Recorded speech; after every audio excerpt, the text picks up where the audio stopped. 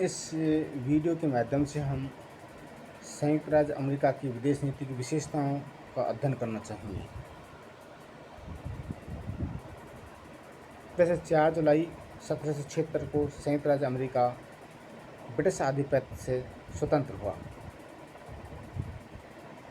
उसके उपरांत 1789 में ब्रिटिश संविधान अस्तित्व में आया और संविधान अस्तित्व में आने के बाद अमेरिकन विदेश नीति का निर्माण हुआ तो उसकी विशेषताएं भी निकल के बाहर आने लगी।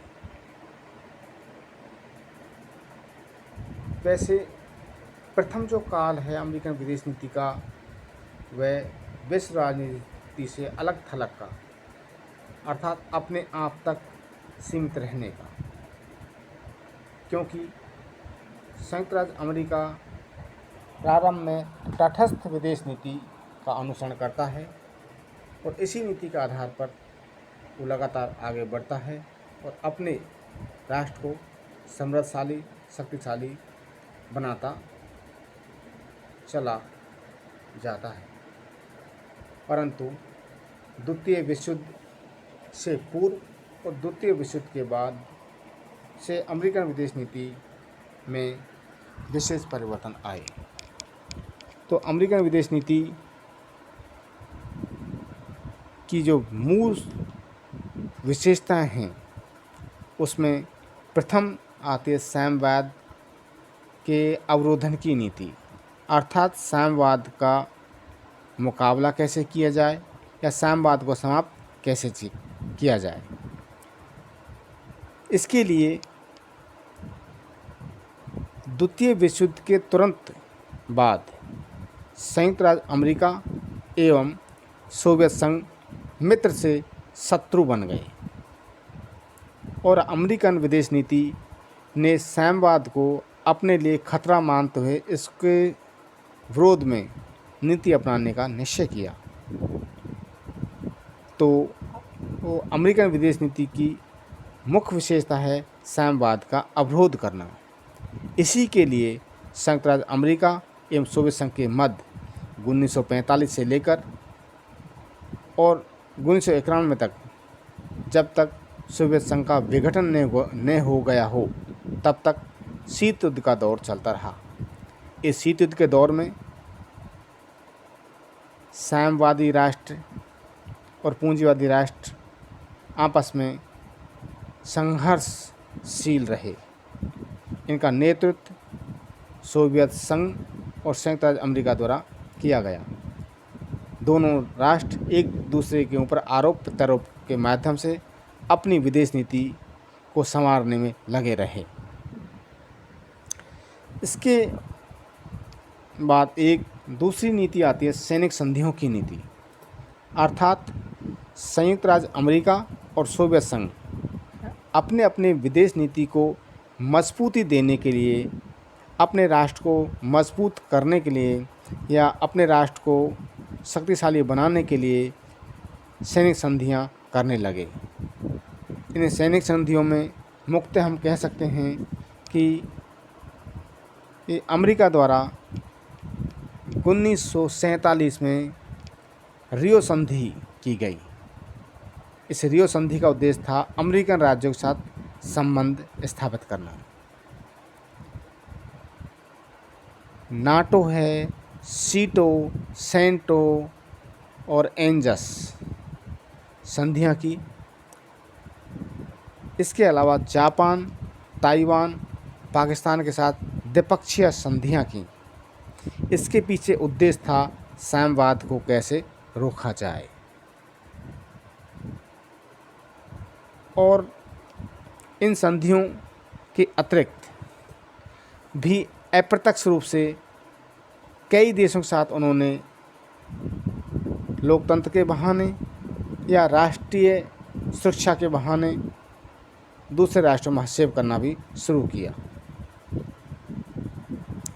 एक नीति उन्होंने अपनाई आर्थिक सहायता की नीति, अर्थात दूसरे देशों को सहायता दे करके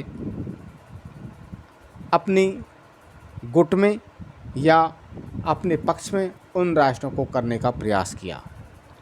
इस सहायता की नीति के अंतर्गत उसने 3 तरह की सहायताएं प्रदान की, जिसमें आती है आर्थिक सहायता, अर्थात किसी देश के साथ व्यापारिक संबंध स्थापित किए जाएं या उनको प्रत्यक्ष रूप से आर्थिक सहायता दी जाए।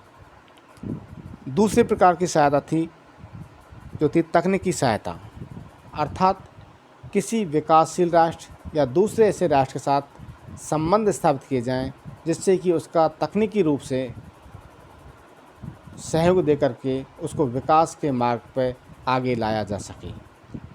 इसके लिए उन्होंने तकनीकी समझौते के माध्यम से तकनीकी हस्तांतरण की।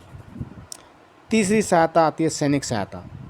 इसके अंतर्गत संयुक्त राज्य अमेरिका द्वारा अपने मित्र राष्ट्रों को या किसी भी अन्य राष्ट्र को सैनिक साजो सामान का निर्यात करना या उसको बेचना।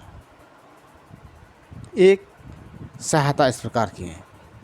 इसके लिए उन्होंने कई सारी योजनाएं कार्यान्वित रूप में लागू की, जिसमें प्रथम आती है उधार पट्टा कार्यक्रम, अर्थात 1945 में इस नीति को अपनाया गया, जिसके तहत $49 बिलियन की सहायता प्रदान की गई। इसका लक्ष्य था आर्थिक सहायता देना। दूसरी योजना उन्होंने जो 1948 से 1952 तक अपनाई, उस योजना का नाम था मार्शल योजना। इस योजना के अंतर्गत यूरोप के 16 राज्यों को आर्थिक सहायता प्रदान की गई। तीसरी विषय आती है 4 सूत्रीय कार्यक्रम, जिसके अंतर्गत 1949 में उसने ट्रूमैन योजना के तहत आर्थिक सहायता पहुंचाने का प्रयास किया गया। चौथी योजना आती है अंतर्राष्ट्रीय विकास योजना 1961। इसके तहत उसने एशिया महाद्वीप के राज्यों को या देशों को सहायता देने का प्रयास किया। इसके और अलावा प्रगति के लिए मैत्री संधि भी उन्होंने अपनी विदेश नीति की विशेषता में रखी, जिसका लगता लैटिन अमेरिकी राज्यों को सैनिक, आर्थिक, तकनीकी सहायता देना और अपने नियंत्रण में उनको बनाए रखा, जिससे कि वो साम्यवाद से दूर रह सकें। इसके अलावा उन्होंने जो अमेरिकन विदेश नीति की विशेषताओं में मुख्य आती है मानवाधिकारों का समर्थन, अर्थात संयुक्त राज्य अमेरिका स्वतंत्रता, समानता, बंधुत्वता की इस नीति के ऊपर अपनी विदेश नीति को रखते हुए किसी भी देश के अंतर्गत मानवाधिकारों के आधार पर हस्तक्षेप करने का प्रयास करता है, अर्थात मानवाधिकारों की रक्षा के बहाने अपने राष्ट्रीय उद्देश्यों की पूर्ति करने का प्रयास करता है। इसी मानवाधिकारों के माध्यम से संयुक्त राज्य अमेरिका एशियाई महाद्वीप हो, अफ्रीकन महाद्वीप हो, चाहे यूरोप महाद्वीप हो, चाहे ऑस्ट्रेलिया महाद्वीप हो, सभी जगह मानवाधिकारों के प्रश्न को लेकर के यूएन के माध्यम से किसी भी देश के अंतर्गत हस्तक्षेप करने का प्रयास करता है। इसी का परिणाम था कि इराक के ऊपर आक्रमण किया गया। एक बिंदु आता है लोकतंत्र के नाम पर वो अपने पड़ोसी राष्ट्रों के आंतरिक मामलों में हस्तक्षेप करने का प्रयास करता है, अर्थात संयुक्त राज्य अमेरिका हमेशा चाहता है कि उसके पड़ोस में जो भी राज्य स्थित हैं उन सभी राज्यों में उसके समर्थन वाली सरकारें ही स्थापित हों। अगर वहाँ उनके विरोधी सरकार स्थापित हो जाती है तो संयुक्त राज्य अमेरिका उनके आंतरिक मामलों में हस्तक्षेप करके उन सरकारों को तख्तापलट करने का प्रयास करती है। तो इस प्रकार से अमेरिकन विदेश नीति का उद्देश्य राष्ट्रीय हितों की पूर्ति कैसे की जाए, इसी को ध्यान में रखते हुए 1983 में ग्रेनेडा में, 1989 में पनामा में और 1965 में अमेरिका ने डोमिनिकन गणराज्य में दखल देने का प्रयास किया और इसके लिए उन्होंने अपनी सैनिक सहायता के माध्यम से, आर्थिक सहायता के माध्यम से या तकनीकी सहायता के माध्यम से प्रेशर बनाया या दबाव डालने का प्रयास किया और अपनी उद्देश्य पूर्ति के साधन के रूप में इसको अपनाया। एक बिंदु आता है विकासशील देशों के ऊपर दबाव डालना, अर्थात संयुक्त राज्य अमेरिका हमेशा उन विकासशील राष्ट्रों के ऊपर दबाव डालने का प्रयास करता है जो संयुक्त राज्य अमेरिका से सहायता लेते हैं या उसके ऊपर निर्भर हैं। अगर संयुक्त राज्य अमेरिका को ये लगता है कि कोई विकासशील देश साम्यवाद को बढ़ावा देता है या संयुक्त राज्य अमेरिका के विरोध की नीतियों में भाग लेता है, तो संयुक्त राज्य अमेरिका उस विकासशील राष्ट्र के ऊपर आर्थिक, सैनिक दबाव डालकर या प्रतिबंध लगाकर अपने राष्ट्रीय हितों की पूर्ति करने का प्रयास करता है। एशिया और अफ्रीकन महाद्वीप में अमेरिका की विदेश नीति विशेष रुचि रखने लगी है। इसके पीछे मूल कारण है एशियाई बाजार या एशिया में विकास के अवसर। इसी प्रकार से अफ्रीका महाद्वीप में कच्चे संसाधनों का भंडार होना। तो अमेरिका अपने राष्ट्रीय हितों की पूर्ति के लिए, अपने देश को मजबूती प्रदान करने के लिए, एशियाई महाद्वीप में व्यापारिक उद्देश्यों की पूर्ति के लिए, आर्थिक हितों की पूर्ति के लिए और अफ्रीका महाद्वीप से प्राकृतिक संसाधन प्राप्त करने के उद्देश्य से या अपने व्यापारिक उद्देश्य की पूर्ति के लिए हस्तक्षेप करने का प्रयास करता है। और एशिया और अफ्रीकन महाद्वीप में कुछ विवादित मुद्दे जो अमेरिका को स्वयं उनमें हस्तक्षेप करने के लिए अवसर प्रदान करता है। इस प्रकार से अमेरिका अपने शक्ति संतुलन को बनाए रखने के लिए, जिससे कि उसका विश्व राजनीति पर अपना आधिपत्य स्थापित रहे, इसके लिए इन दोनों महाद्वीपों में हमेशा हस्तक्षेप करता रहा है, हमेशा दिलचस्पी लेता रहा है। आतंकवाद उन्मूलन के संदर्भ में अमेरिकन विदेश नीति 2001 तक स्पष्ट रूप से नहीं थी, अर्थात संयुक्त राज्य अमेरिका के द्वारा ही तालिबान को शुरुआत में बढ़ावा दिया गया।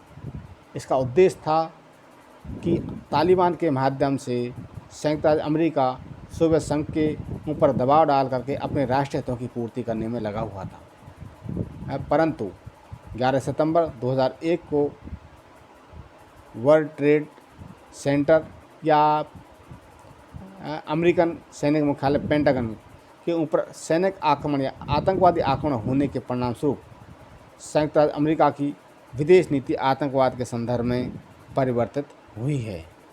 अतः आज अमेरिकन विदेश नीति का जो मूल उद्देश्य है आतंकवाद का उन्मूलन किया जाए। इसी को ध्यान में रखते हुए 21 सितंबर 2001 को अमेरिकन संसद अर्थात कांग्रेस के द्वारा प्रस्ताव पारित किया गया कि जहां कहीं आतंकवाद को बढ़ावा देने का प्रयास किया जाएगा वह प्रत्यक्ष रूप से अमेरिका का शत्रु माना जाएगा। इस प्रकार से अमेरिका वर्तमान परिक्षेत्र में विश्व में आतंकवाद के उन्मूलन के लिए लगातार प्रयास कर रहा है और इस आतंकवाद के उन्मूलन में वो भारत का भी सहायता दे रहा है और ले भी रहा है। इसके अलावा आश्रित राज्य जो राज्य अमेरिका के ऊपर निर्भर करते हैं, जो राज्य अमेरिका के सहारे ही जिंदा हैं, ऐसे राज्यों के ऊपर अमेरिका प्रत्यक्ष रूप से सैनिक हस्तक्षेप के माध्यम से अपनी नीति का अनुसरण करने के लिए विवश करता है। तो कह सकते हैं कि अमेरिकन विदेश नीति का जो लक्ष्य रहा है वह अपने राष्ट्रीय हितों की पूर्ति करना। तो अमेरिका की विदेश नीति को हम दो भागों में बांटते हैं, द्वितीय विश्व युद्ध से पूर्व की और द्वितीय विश्व युद्ध के बाद की। अर्थात हम देखते हैं कि अपनी स्वतंत्रता के बाद संयुक्त राज्य अमेरिका एक के स्पष्ट नीति अर्थात पृथक्करण की नीति अर्थात अपने आप को अलग रखने की नीति, पृथक्करण की नीति के आधार पर चलता है। और प्रथम विश्व युद्ध में वह मित्र राष्ट्रों की सहायता के लिए अप्रत्यक्ष रूप से शामिल भी होता है। परंतु जैसे ही युद्ध समाप्त होता है, राष्ट्रसंघ की स्थापना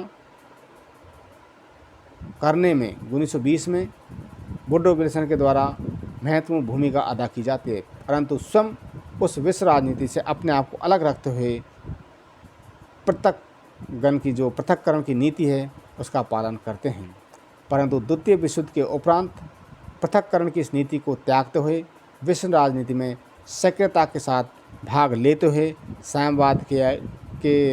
साम्यवाद के उन्मूलन के प्रयास किए जाते हैं।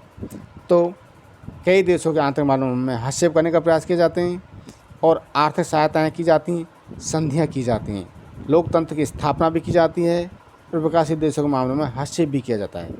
इस सभी का उद्देश्य जो निकल के आता है वो आता है अमेरिका अपने राष्ट्रीय हित की पूर्ति कैसे करे।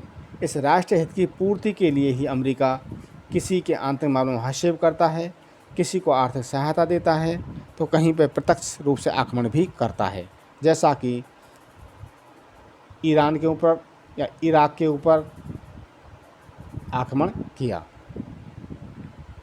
इसी के दृष्टिकोण में हम देखते हैं कि वर्तमान परिक्षेत्र में हम देखें, वर्तमान के इस काल में देखें तो चाइना के साथ संबंधों में जो बिखराव आया उसके पीछे भी राष्ट्रीय हित ही हैं।